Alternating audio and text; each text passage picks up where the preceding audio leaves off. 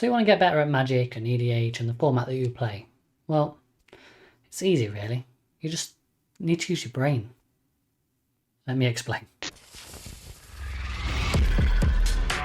Sorry, just pause 1 second. Editor Spencer here. Just wanted to say that if you haven't already, subscribing would really help me out. Thanks guys. B.R.A.I.N is an acronym for a decision-making process. Now, it's most commonly used within labour and pregnancy to make informed decisions about your medical treatment. And that's where I first learned about it. Not me specifically going through labour, but my partner. So yeah, and it's just something that's stuck with me ever since, and I've used it to help make informed decisions throughout life. So here it is, and here's how you guys can use it when you're playing Magic to help make informed decisions on what is the best play, because that's something that we often think about, like, what do I do in this situation? Like, is it better for me to do X or Y? So this will help you with that. So starting off, the letter B. So B is for benefits. Yeah, what is the benefit of making this play? Playing this land drop, playing this creature, countering this spell, removing that target. Yeah, what is the benefit of doing that? And this is something that's going to be situational, because like I said, this is a decision-making process that you have to go through. So whatever situation you're in, you can then ask yourself this: what is the benefit of me doing this? So no more gung-ho, boom, boom, boom, I'm just going to respond, counter it. You know, what is the benefit of me countering that spell right now? Are they going to win the game? Are they going to do something obnoxious? Have they got a bit of a combo piece going down? I can't let that resolve. Okay, so there's a benefit in the fact that if you don't want them to win and you don't want to lose, you know? All right. Same with removing a piece of equipment or a creature or some artifact synergies or something like that. Like, what is the benefit of doing that? It weakens your opponent, puts you in a stronger position, stuff like that. And now, it's easy when it's just done as one decision like that. But in Magic, we have what we call lines, lots of different lines we can take, ways we can play one card into another card, into another card, into another card. So you might be sat there on, it could be something as simple as turn one. Guy before you has gone and they've tapped a land and they've played Sol Ring on turn one. They've tapped Sol Ring and they've gone into Arcane Signet. Instant eyes are on the table. You've got Sol Ring in hand. You play one land, you tap. What is the benefit of you playing that Sol Ring now? You know, it's just something for you to weigh up, and you can go, right, it's going to put me ahead by 2 mana. Okay, awesome. Yeah, sorted. You know, or you could have another at play. It could be 1 mana and I can destroy one of those artifacts that he's got out. What is the benefit then of you doing that? You've slowed them down and you could potentially do something next on your next turn to help you put you ahead. So it's one of those things. It's like, what is the benefit of you making one play over another? So you've got to look at your cards in hand. You've got to look at your stuff on the table. Like, you could be running sack outlets. So what is the benefit of sacking, say, 2 creatures to a Priest of the Forgotten Gods and getting all the value, drawing the cards, extra mana and stuff like that before combat? Do I want to do this now or do I want to do it after combat? Maybe I want to attack with those creatures to get a bit more value out. What is the benefit of making this action right now? Yeah? B, benefit. Next up we have R, which is risks. What is the risks of performing this action? So, like we said in the previous example, we're playing a land. Do we go into Sol Ring or do we remove the other person's stuff? Yeah, if you play that land and you go into Sol Ring, you know, the risk of that is that people will then look at you as well and go, oh, he's doing the same type of thing. There is also a risk that you will draw attention away from that other person. And maybe you want to keep eyes on that other person because you're playing a slower deck. So this is where you start to stack up information and you can make a better informed decision, okay? So we look at the benefits of playing that Sol Ring. It puts me 2 mana ahead, but there is a risk that people will look at me and see me ramping hard on the first turn, and therefore I may become a target. Okay, just like if you play a Chrome Mox on turn 1 or a Mana Crypt, people are going to look at you and go, "Oh, fast mana." Yeah, there is a benefit to doing it, but there is also a risk to doing it. So just you've got to keep those in mind, and you've got to keep that aware. When you activate your Priest of Forgotten Gods and you go to sacrifice 2 other creatures, there is a risk involved. If people have mana open, they could like destroy one of the creatures or destroy your Priest of Forgotten Gods in response, or stifle the trigger or something like that. Like, you've got to weigh up these situations, and this is where your game knowledge starts to expand your decision-making process. So look at the benefits. Once you've looked at the benefits and said, these are the 3 best plays because these give me the most benefits, you can then look at the risks of those.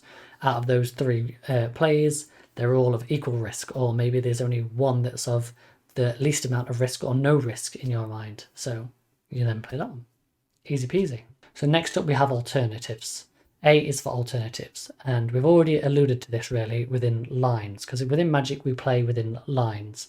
Not lines as in like barriers of where the play is on our playmat or whatever, but we see one card linked into another card and linked to another card. Now we might go through that decision making process and we go, right, turn 1 land benefit, it allows me to play my Soul Ring. The risk of playing the Soul Ring on turn 1 is because it'll draw the eyes of the table.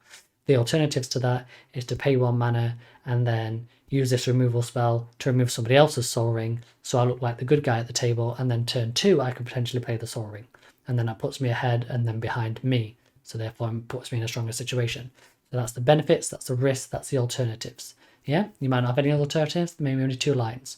You know, sacking creatures, it's like, right, I could sack to Visceral Seer and Scry, or I could sack 2 of my things to Priest of Forgotten Gods to gain mana and draw a card. But maybe you've not got any other cards to play. So the benefits is you're getting this 2 mana and you're drawing a card, but there is no benefit to generating that mana, so to speak, because there is nothing further on you can do from that. So the alternatives is to go to Visceral Seer to look at the top card of your library to then be able to set up a better sack to Priest of the Forgotten Gods. Understand? You're looking at the benefits, you're looking at the risks, you're looking at the alternatives. The risk is if I sack 2 creatures, I then have a smaller board state, I might be open to weird attacks. Whereas if I sack 1 creature, I still have a bit of a board state and I'm setting up my next turn, so it looks a lot better to do that option. Anyway, that's alternatives, different lines, yeah? Always weigh them up. And remember, it's not necessarily all about what you've got in your cards and what you've got on your cards and in your hand. There could be other alternatives on the boards and things you can interact with. This is what makes this acronym and decision-making process so great. So I is for instinct or intuition, like your gut feeling. That visceral effect when somebody plays something and you go, yeah, that's the gut feeling. And this is going to be different for all of us because we all play in different pods, different metas, different parts of the world. So what you guys face more commonly will be different to what somebody else faces commonly. So you might not be worried about the guy sat with 7 blue mana open, where somebody else will be sat there saying, Cyclonic Rift is coming, I'm not playing any more permanents, you know? So it's just one of those things that you've got to listen to that thought in the back of your head that, oh, I've been in this situation before, I've played this player before, this is what they normally try to do at this deck by this point, and listen to that voice and go, okay, right. So when I'm looking at my lines, I need to look at the benefits of doing this, this, or this, the alternatives of all those, the risks of all those, and then how I feel about doing all of those. Which one feels the best? Feels like it would be most optimal, because that comes down to you individually as the player and how you pilot your deck. Don't forget your decks are all very custom to you. So yeah, play experience, like your instinct, your intuition, listen to it. Yeah, if you've been in a situation before and you're like, I had a situation actually the other week where I was like playing away, and I was in a really tight spot, and like if I could just get my creature to be buffed by a couple more power, I could get through for lethal, and I needed a way at drawing a card. And then I realised, if I'd have done my tutor for a card to the top of my library before my draw step, I'd have been able to draw that card that would have given me that power, you know? So just take your time going through your turn, you know? Untap, like upkeep, draw, like benefits, risks, alternatives. What's the benefit of me drawing right now? You know, what's the risk involved? The risk is if I draw this card, anything I tutor to the top of the library, I don't have any more card draw available to get that card. What card do I need right now to win the game? Yeah? Is there any alternatives? Do I have an alternative way to draw cards? Sacking creatures, finding something, playing different cards, you know, all that thing. And what is my intuition telling me about this situation? Like, am I about to die? Can my deck just not do this? Like, or have I been here before and do I know that there is something I can pull from? So yeah, listen to that feeling. Benefits, risks, alternatives, intuition. Last up, here we go. So next up we have N, and N is for nothing. Just do nothing. Yeah? Maybe you just need to take some time and just sit and chill, have your mana open so you can cast your instant spell stuffs. Maybe you are looking at that player with 7 blue mana open and you're like, yeah, my gut feeling is telling me that there is a Cyclonic Rift incoming. I am not putting any more permanents on the battlefield unless I've got an ETB trigger that I want to reoccur. Yeah? Something you've got to weigh up sometimes. Sometimes doing nothing. Maybe you were playing blue yourself and you're like, yeah, I've got a bunch of instant speed stuff. If I do nothing this turn, I've got options and things I can do on the end step before it's my next turn. I can count spells, I can draw cards, or I can activate abilities of creatures. So doing nothing is sometimes an option. Okay, so that's it. That's your brain, and this is the magical bit, because this is where we just slam it all together and we're like, okay, the benefits of making this play. What's the risk involved in making this play? What's the alternatives? What does my gut feeling say about this? Like, what's your intuition, your instinct? And then what happens if I just do nothing?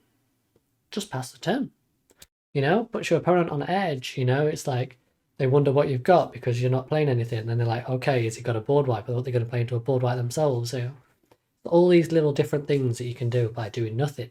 Pull on your history from past games and people you've played against. Like, what's your instinct? What's your gut feeling tell you? Alternative play lines. Look at what activated abilities your creatures have got. Look at what ETB effects you've got on the cards in your hands. You pick all these cards and play all these cards in your decks for reasons. Like, look at them. They've always got options. Yeah. The risks involved, like, am I going to draw too much attention from my opponents? Like, if I play this, is it just going to get removed because it's seen as an OP card? If I slam an Orcish Bowmasters, is everybody going to sigh and hate me and then start swinging their creatures sideways at me? Probably. And the benefits, like, I'm going to accelerate my position, but is it going to be accelerated into a position that is then strong enough to resist the three other players maybe coming at me, or at least one other player coming at me? So this is where the whole thought process comes into play, because you can just look at it for every single thing that you do, and then if you just take a second to stop chatting at the table and just go, right, I can do that, which puts me ahead by a mana, and I do that, and then I can cast that spell, and that gets me a blocker because they've got an attacker over there that's got decent stats, so that could block that easily. It auto ETBs, draws me a card. Awesome. And the alternative space to that is I don't put any blockers out and I ramp more effectively, but then the risk involved with that is that people will look at me more. But could I just take the damage for this turn and then set myself up nicely after that? So there you go. Decision-making process. You've got a benefit, you've got a risk. You've got an alternative that then you've got a benefit and a risk for. Like, what's your instinct tell you? Like, instinct says, oh, okay, no, if I do that too fast, they are going to team up on me. That's what they did last time. All right, so I'll take the slower play, more sensible play, and then I'll ramp out once they've ramped out, allow myself to draw more cards, get back into the game a little bit more maybe. So these are all things that you need to think about. This is what I think sets pros apart from standard players, because most of us guys at our LGS, we're playing for fun. We're having a good time. We're not having super sweaty hardcore games, We just want to have a good time and win more than we lose, really. And that's what we all want.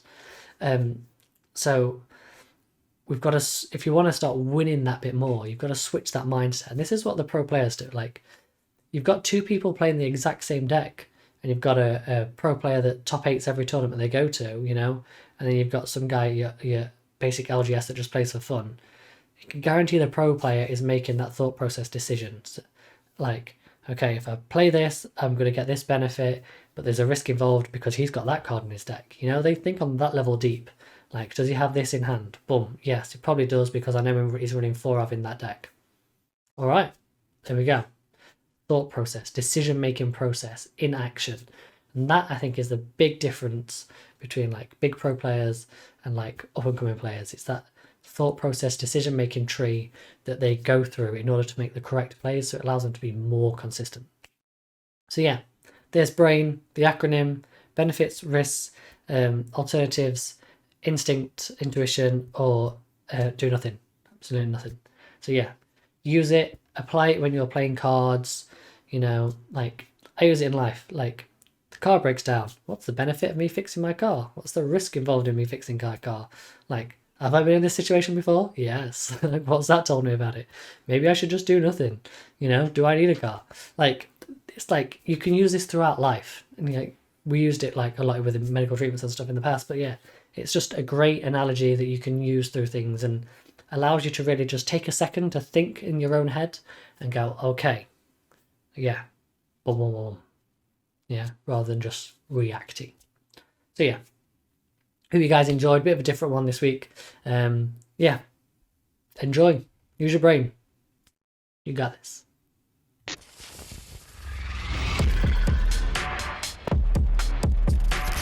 Oh, sorry guys, nearly forgot. Have fun on Arena, people. See you in the next one.